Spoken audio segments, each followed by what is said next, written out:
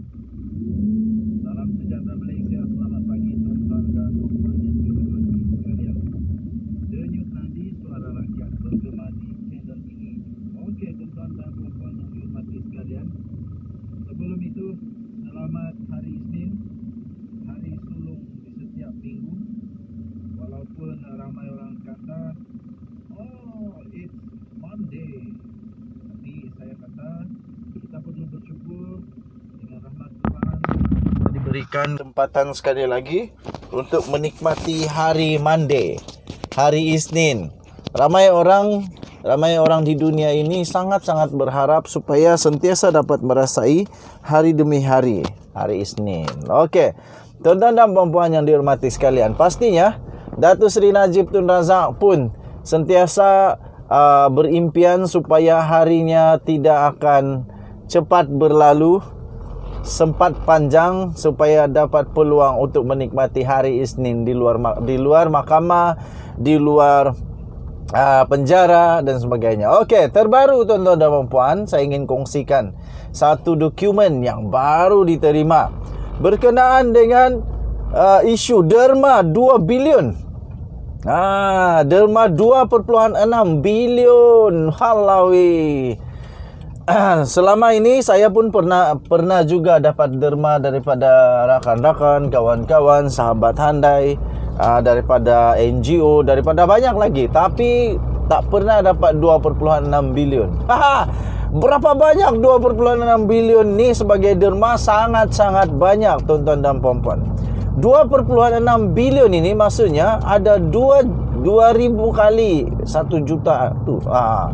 2.6 bilion. Banyak tu. Nak buat apa Najib Razak dengan derma 2.6 bilion ni?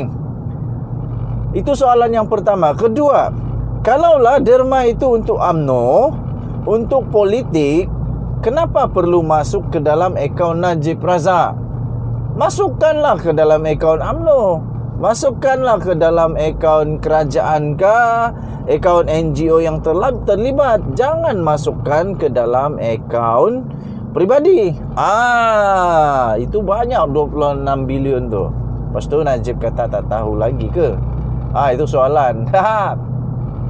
Daripada Malaysia Kini bertarikh 23 Julai. Ini satu kejutan daripada Apandi.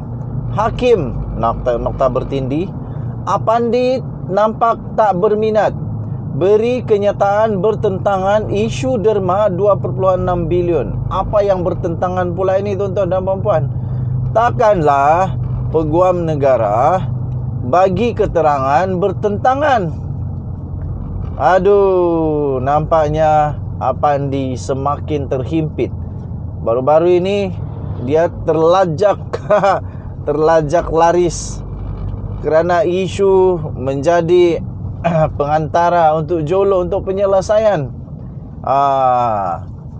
Sekarang ini mahkamah pula mendapati bekas peguam negara iaitu Muhammad Apandi Ali Kelihatan tidak berminat dan ada kalanya memberi kenyataan yang bertentangan dalam keterangannya untuk saman fitnah terhadap Lim Kit Siang.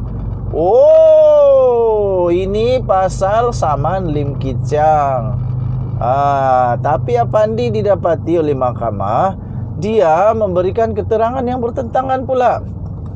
Dalam penghakiman sebanyak 100 halaman yang telah dikeluarkan Khamis yang lalu, Mahkamah Tinggi Kuala Lumpur menyatakan amat jelas bahawa Apandi telah menunjukkan sikap tidak berminat dan tidak kisah terhadap kedaulatan undang-undang yang asas malah akal yang wajar, iaitu disebut sebagai common sense. Come on lah Apandi. Kamu itu kan bekas peguam negara. Janganlah buat malu peguam-peguam.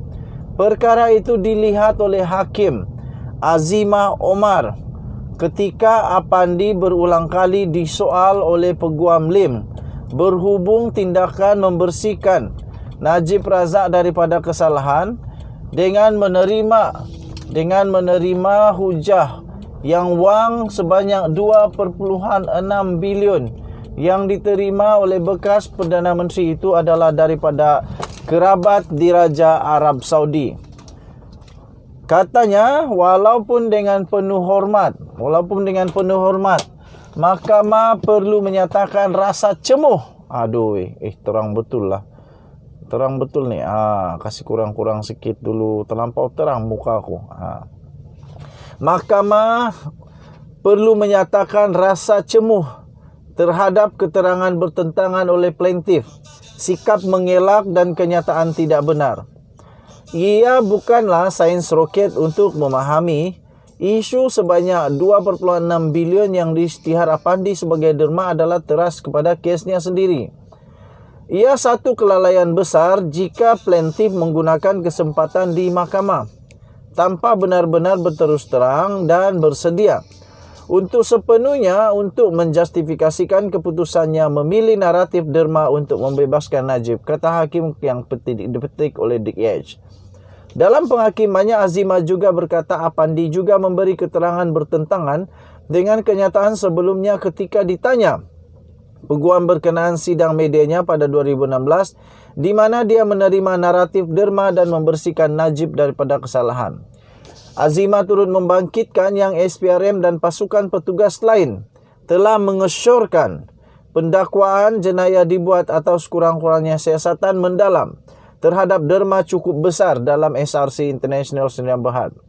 Dia juga membangkitkan yang Apandi telah berkata bahawa SPRM sendiri telah berjumpa dan merakam kenyataan pihak yang menerima derma itu. Kenapa Apandi tidak berkata benar?